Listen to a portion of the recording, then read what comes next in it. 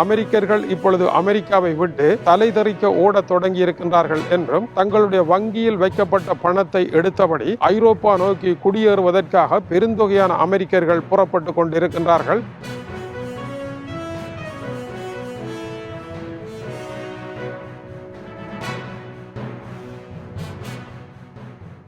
தமிழ் வணக்கம். ஈரானின் உள்நாட்டில் ஈரானிய அரசிற்கு ஆதரவாகவும் எதிராகவும் என்னென்ன விவகாரங்கள் நடைபெறுகின்றன என்று பார்த்தோமோ அதுபோல அமெரிக்காவிற்கு உள்ளே என்னென்ன விவகாரங்கள் இப்பொழுது சூடாக நடந்து கொண்டிருக்கின்றது என்பதை பார்க்க வேண்டும். அமெரிக்க மக்களும் நடைபெறப் போகின்ற நிகழ்வுகளுக்கு பொறுப்பாக இருக்கின்றார்கள். டொனால்ட் ட்ரம்பை தேர்வு செய்தது அவர்கள்தான் என்பதும் கவனிக்கத்தக்கது.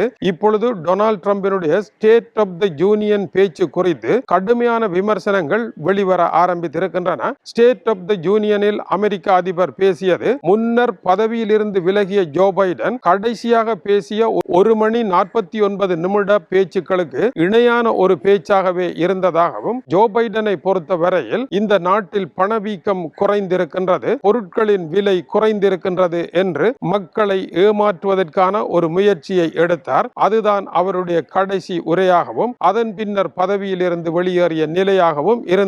இப்பொழுது பேசிய டொனால்ட் ட்ரம்பும் இந்த நாட்டில் பணவீக்கம் குறைந்திருக்கின்றது, பொருட்களினுடைய விலை, பெட்ரோல், இறைச்சி போன்றவற்றினுடைய விலைகள் குறைந்திருக்கின்றன, எனவே மக்களினுடைய பைகளில் பணம் மீதமாக இருக்கின்றது என்று பேசி மக்களை ஏமாற்றி நம்ப வைப்பதற்கு முயற்சி எடுத்தார். இந்த இருவரும் இல்லாத ஒன்றை இருப்பது போல கூறுவதன் மூலமாக மக்களை ஏமாற்ற முயற்சி எடுத்திருக்கின்றார்கள். 2 விடயத்தில் 2 தலைவர்களும் ஒற்றுமைப்பட்டிருக்கின்றார்கள். ஏட்டு சுரைக்காய் கறிக்கு உதவாது என்பது போல இவர்களுடைய பேச்சுக்கள் களத்தில் எதுவும் இல்லை என்று அமெரிக்க மக்கள் கருதுவதே இவர்கள் இருவருடைய ஒப்பீடாக இருக்கின்றது. தண்டனை வரிகளை மற்ற நாடுகளுக்கு விதித்து அமெரிக்க மக்களினுடைய பொருளாதாரத்தை உயர்த்துவேன் என்றார். அந்த தண்டனை வரிகளினால் பாதிக்கப்பட்டது அமெரிக்கர்கள் தான் என்பது டொனால்ட் ட்ரம்ப் அறியாத ரகசியமாக இருக்கின்றது. பாதிக்கப்பட்ட மக்கள் பெரும் கவலையுடன் இருக்கின்றார்கள். வீட்டு வாடகை உயர்ந்து விட்டது, வாழ்க்கை செலவு உயர்ந்து விட்டது, மருத்துவ செலவு உயர்ந்து விட்டது, கல்வி செலவு உயர்ந்து விட்டது. எதுதான் உயரவில்லை என்று பார்த்தால் எதுவுமே குறையவில்லை என்பதுதான் பிரச்சனையாக இருக்கின்றது. வாழ்க்கை செலவை குறைப்பேன் என்று அதிகாரத்திற்கு வந்த டொனால்ட் ட்ரம்பினால் வாழ்க்கை செலவு என்றால் என்ன என்பதை விளங்க முடியாது இருப்பதையே அவருடைய உரையும் காட்டியிருக்கின்றது.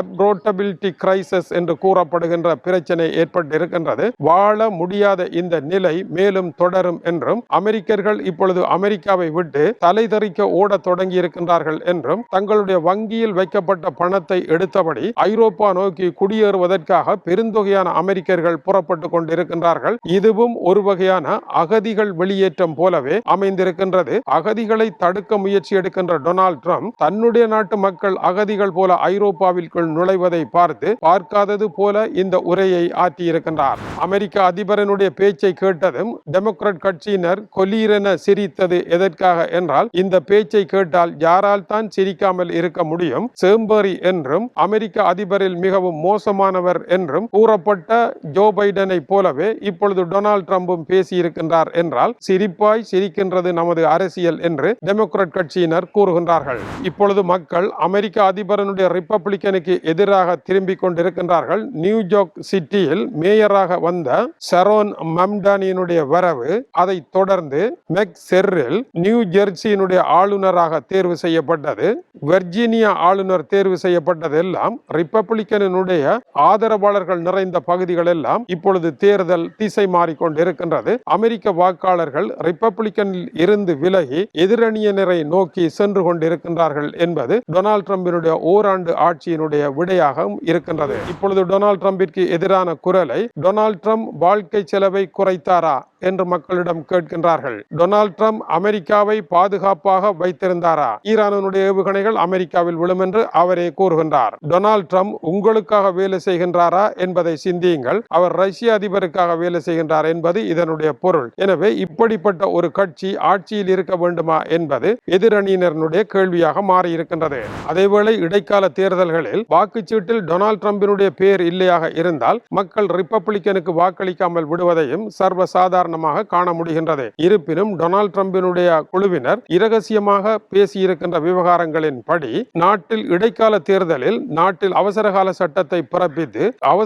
சட்டத்தை பிறப்பிப்பதற்கான முயற்சியில் ஈடுபட்டிருக்கின்றார் என்று தி வாஷிங்டன் போஸ்ட் கூறுகின்றது. 17 பக்க அறிக்கை வெளியாகி இருக்கின்றது. அந்த சட்டம் வருமாக இருந்தால் தபால் மூலமான வாக்குகளையும் இயந்திர வாக்களிப்புகளையும் தடுப்பதற்கு அதிபர் தன்னுடைய அதிகாரத்தை பாவிக்கலாம். இதன் மூலமாக அவர் வெற்றி வாகை சூடுவதற்கு முயற்சி எடுக்கலாம் என்கின்ற அச்சம் இருக்கின்றது. தேர்தல் ஊழலற்று நடைபெறப் போகின்றது என்று கூறினாலும் கூட முன்னர் தேர்தல் முடிவுகளை மாற்றுங்கள் என்று உத்தரவு போட்டதும் டொனால்ட் ட்ரம்ப் தான். அவருடைய ஆதரவாளர்களை அமெரிக்க காங்கிரஸில் நுழைந்து ஓவல் கட்டிடத்தில் தாக்குதலை நடத்தி 5 பேர் மரணமாக காரணமாக இருந்ததும் அவர்தான். எனவே தேர்தலை யார் குழப்புகின்றார்கள் என்ற கேள்விக்கு அவர் சுய விசாரணை செய்ய வேண்டும் என்றும் எழுதுகின்றார்கள். 1929 ஆண்டிற்கு பின்னர் அமெரிக்கர்கள் ஐரோப்பாவை நோக்கி அதிகமாக படையெடுக்க ஆரம்பித்திருக்கின்றார்கள். 2025 ஆண்டில் அமெரிக்காவினுடைய குடித்தொகை 1,50,000 குறைவடைந்திருக்கின்றது. அமெரிக்கர்கள் எங்களுடைய கனவு தேசம் இது அல்ல என்று அங்கிருந்து வெளியேறிக் கொண்டிருக்கின்றார்கள். போர்த்துகல் தலைநகர் லிஸ்பனில்